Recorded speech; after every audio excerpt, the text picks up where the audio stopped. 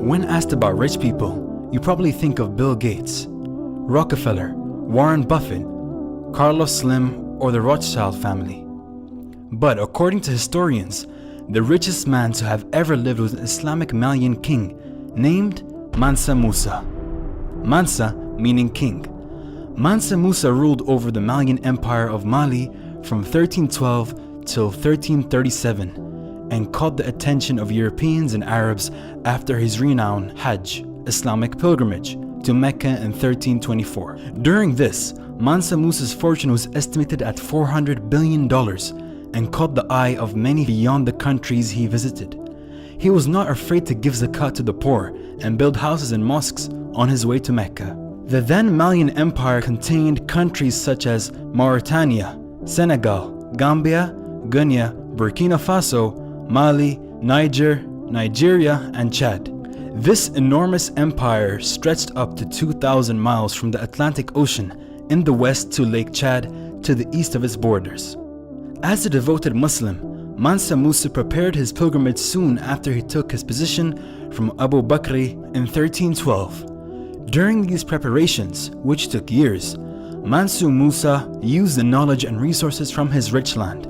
Through Malian scholars who helped plan the pilgrimage, finally, in 1324, he took up to 1,000 servants, some say 60,000 with him.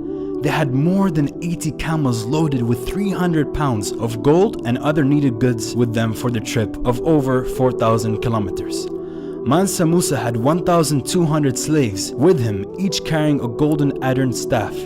During his voyage, he stopped in the Egyptian cities, Alexandria and Cairo, where he attracted the Arabs and Europeans' interest. Due to his act of kindness, it is said that he gave away most of his gold to whom he met, especially to the poor on the streets of Cairo and Alexandria. But he also helped building mosques each Friday on his way to Mecca. His act of kindness was felt years later in Egypt. Soon, Mansa Musa was a known man in the Arab world and in Europe. There have been tales from the Italian merchants and Egyptians about the sub-Saharan African Muslim king who was loaded with gold. This earned Mansa Musa a spot on the maps drawn by Arabs and Europeans. One of these maps were the Italian map.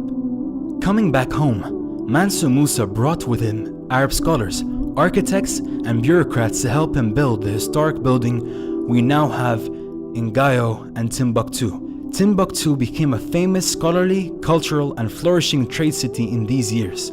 A city to which people from Europe, Asia, and Northern Africa came to learn, trade, and live.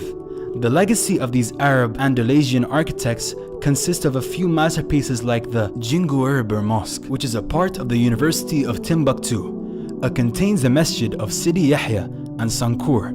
Other notable buildings are the Palace of Madagou and the University/Masjid of Gao.